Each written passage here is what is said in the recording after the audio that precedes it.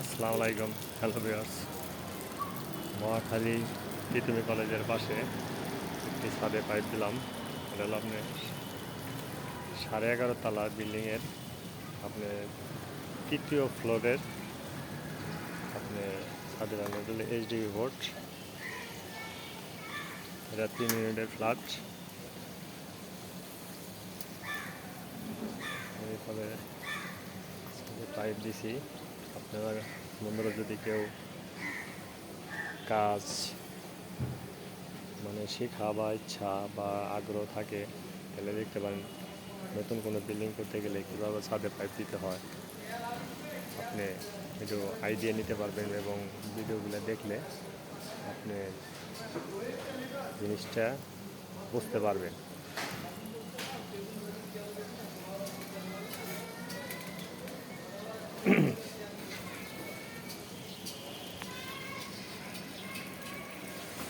আর সবসময় যে এরকম স্টিল ফ্যান বক্স দিলে সবচেয়ে ভালো। প্লাস্টিক ফ্যান বক্স হচ্ছে স্টিল ফ্যান বক্স হলো আপনার এটা হলো 6 ইঞ্চি, হ্যাঁ।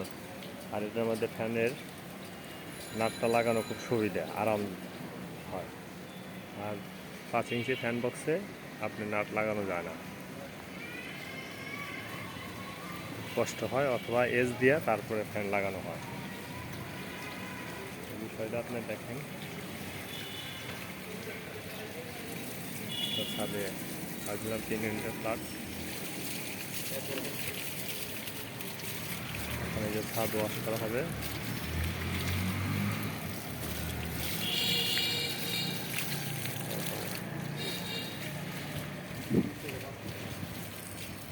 আর মাল নিয়ে নিচে যাও।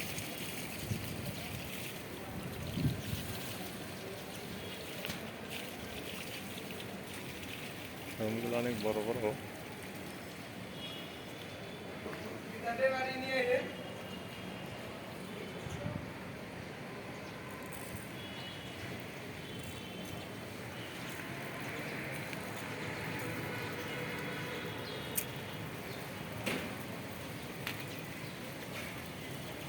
এই একটা এইচডিবি বোর্ড, এখানে ছোট ছোট 2টা রুম।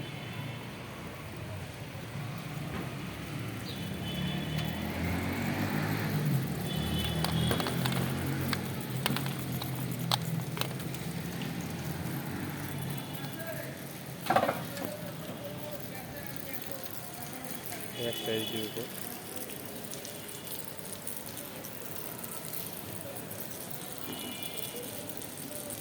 আশেপাশে অনেক হাইরাজ বিল্ডিং, সব 10 তলা করে।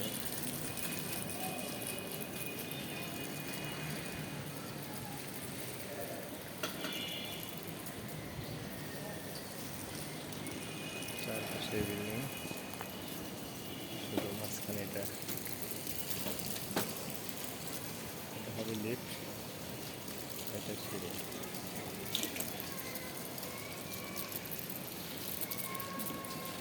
আপনারা ছাদ ঢালাই দেওয়ার আগে অবশ্যই আপনারা ভালো করে ছাদ ওয়াশ করে নেবেন, কারণ এই ছাদের ভিতরে অনেক ময়লা থাকে, যেভাবে ওয়াশ করে নিতে হয় এটা আপনারা সবাই লক্ষ্য রাখবেন। কীভাবে ছাদ ওয়াশ করতে হয়, এই যে ময়লাগুলো সব হয়ে যায়, পরিষ্কার হয়ে যায়। পাইপটা ফেটে গেল, এখানে ওয়াশটা ভালো হতেছে না। ওকে বন্ধু, থ্যাংক ইউ।